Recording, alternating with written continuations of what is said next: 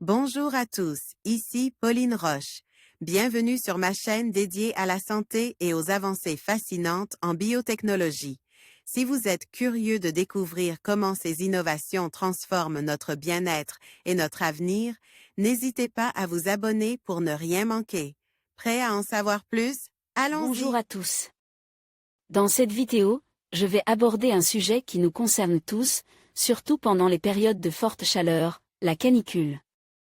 Je vais vous partager les 10 choses à ne pas faire lorsque les températures grimpent.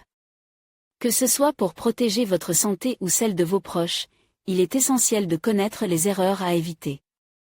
Restez avec moi pour découvrir ces conseils pratiques et rester en sécurité durant les journées les plus chaudes de l'année. C'est parti! Lorsque les températures estivales atteignent des sommets, adopter les bonnes pratiques devient essentiel pour préserver sa santé. Voici des recommandations avisées à suivre et les comportements à éviter lors de périodes de canicule. En période de canicule, il est des choses à ne pas faire et des conseils à adopter pour soi et pour protéger les autres. Si vous ressentez un malaise ou rencontrez des problèmes de santé spécifiques, il est impératif de consulter un professionnel de la santé en priorité. Boire glace. Espérer faire baisser la température du corps en y faisant couler un liquide froid est une illusion. C'est une violence inutile imposée à l'organisme. D'ailleurs, avaler un liquide glace n'est pas très agréable et peut inciter à moins boire. C'est la sudation, donc l'évaporation, qui produit du froid. Faut-il pour autant privilégier les boissons chaudes?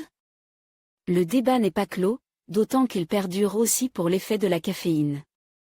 Elle est déconseillée par forte chaleur, à cause de son effet diurétique, mais, à dose modérée, y est faible.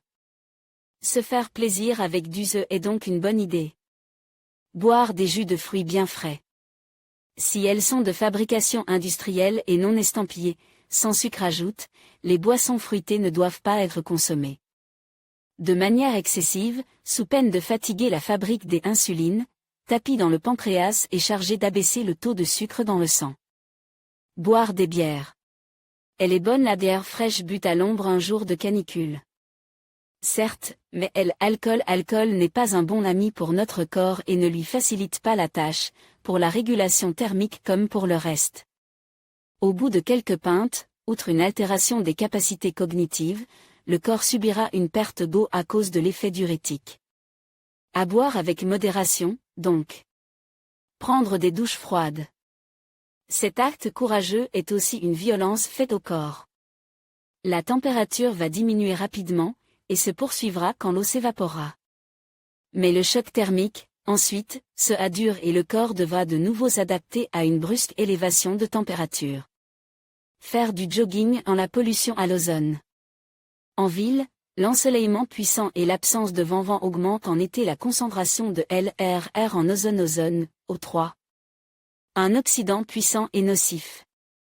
Si l'ozone stratosphérique, à 20 km au-dessus de nos poumons, nous protégeait des ultraviolets trop énergétiques. Cette molécule, au niveau du sol, est un polluant dangereux.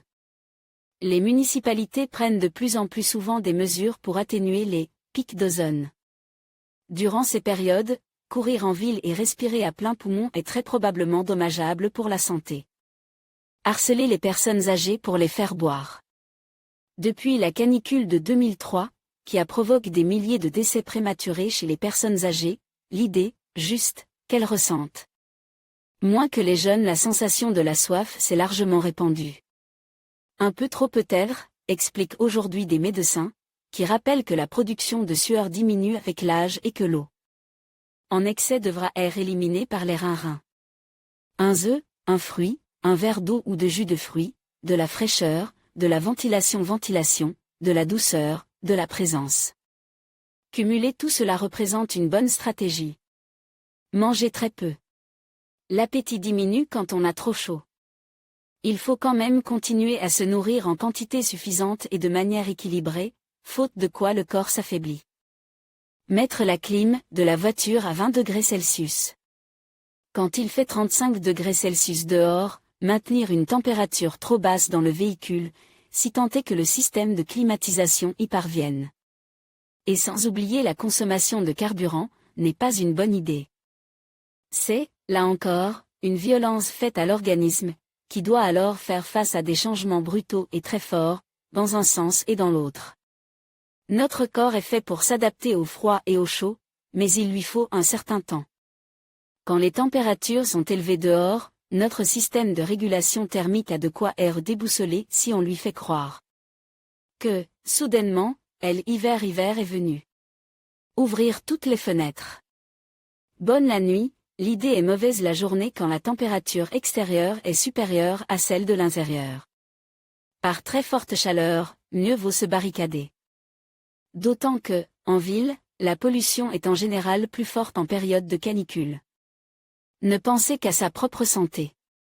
En général, les humains survivent aux canicules estivales, donc il est inutile de s'inquiéter. En revanche, des personnes seules, âgées ou malades peuvent souffrir. C'est donc le moment de regarder les autres, de vérifier l'ouverture des volets de la gentille grand-mère d'en face ou de remarquer la démarche de quelqu'un en proie à un vertige. En conclusion, face à la canicule, il est essentiel de rester vigilant et d'éviter certaines erreurs qui pourraient nuire à notre santé.